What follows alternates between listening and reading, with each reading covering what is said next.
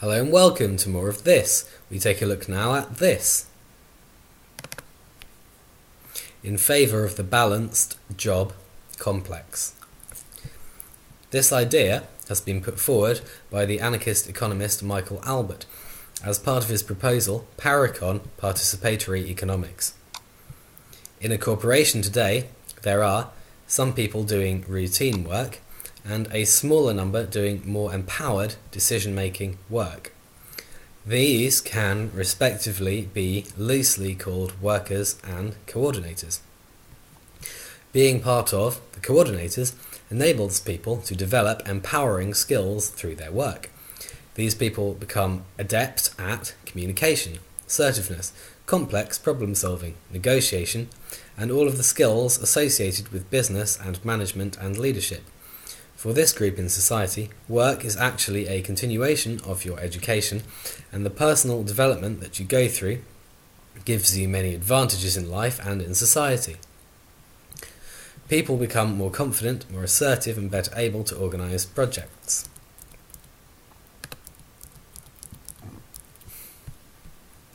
These skills give people an advantage in society.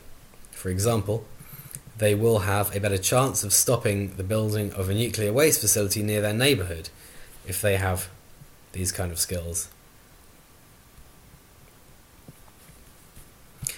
If their local community need to organise for something, they've got the organisational skills. If they need to defend themselves in court, they've got the communication and the confidence to do this effectively. This kind of thing. People doing this kind of work are better paid and also able to pass these skills on to their children, who learn them both informally from their family and from attending better schools. Moreover, people find empowering work more enjoyable and routine work something of a drag. This may not be the case universally, but for many people it's the case. For all these reasons, it is proposed to redistribute the allocation of job tasks equitably amongst the workforce. So instead of having a rank and file doing physical and clerical work and a team of leaders organising the rank and file, everyone in the company should have a balance of rote work and empowering work. This, you see, actually then abolishes the class system in society, because if jobs work like this, you don't get this enormous divide in the level of the kind of social skills that help individuals and communities get ahead and get their needs met. So everyone in the workplace is on an equal footing. Some people don't have identical jobs, but they have an equal mix of rote work, creative work, decision-making work, and so on. Another advantage is that people feel they have more of a say in how their life at work is run, because they are all sharing the decision making together. So people have a lot of buy-in, and this is great for morale and motivation and sense of commitment and ownership, because people have a sense of ownership of their jobs. People are truly working together rather than being told what to do by the boss. And that's the basic ethos of the balanced job complex. Now, the government's not going to make business work like this, but you could set up a business and run it like this, and maybe others will too. You could implement this model in its pure form, or you could interpret it in some way and mix it up with other ideas.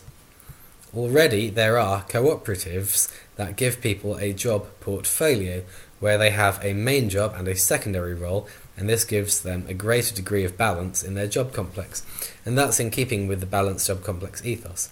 But you could also apply a more radical interpretation. That's it for proposing a balanced job complex. Let's take a look now at, are these ideas like 10 years out of date? Are they indeed? Some of these issues might seem to be about 10 years out of date, which is about the last time I seriously read the news, apart from when I was reading the news on Hughes News, also available. Well, that may be the case, but the the fundamentals change very slowly. The IMF, World Bank and WTO haven't morphed into friendly humanitarian organisations. Corporations are still exploitative and destructive. New Labour has renamed itself something equally silly sounding, but it's still wedded to the pro-corporate agenda. Climate change is still a major threat.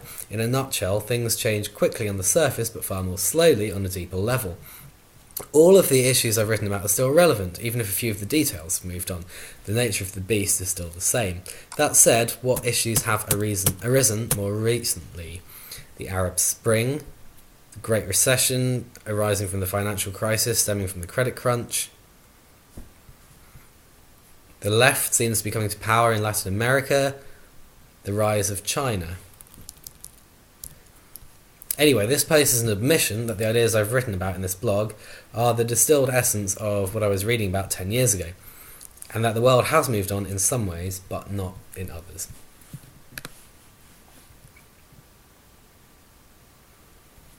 Against US presidents.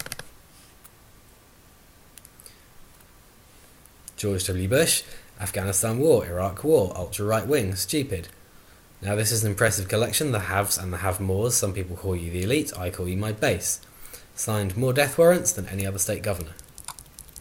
Bill Clinton, bombs over Kosovo, destroyed hundreds of schools, cluster bombs, depleted uranium, presided over the bloody and brutal and economically oppressive sabotage of Haitian democracy, maintained the sanctions against Iraq, which were responsible for the deaths of over 500,000 children, conservative estimate.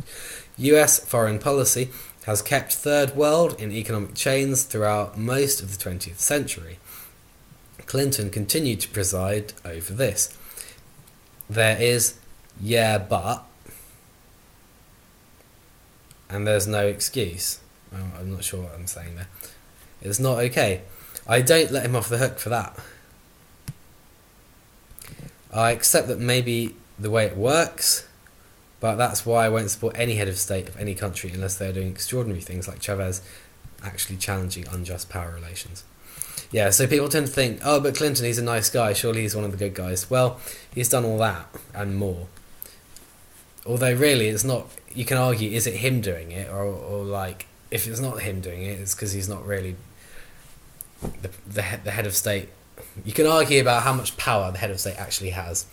For example, Barack Obama initially wasn't very keen on these drone attacks, and he was told by the generals, look, you're a Democrat president, like, you can't really afford to not take military advice. Like, you got to toe the line. So how much power do these people really have? They're not autocrats. They've got a lot of pressure on them from a lot of different angles.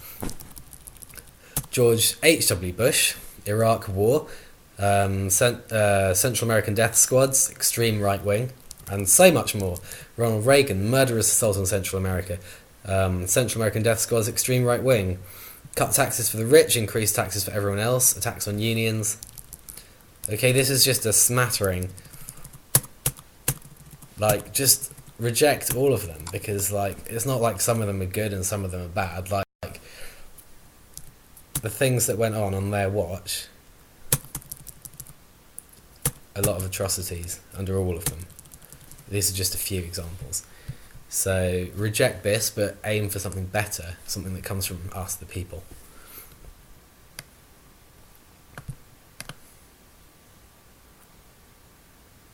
Against the Vietnam War. This war was about preventing colonized people from truly becoming free and pursuing independent development. Against the military dictatorships in South America.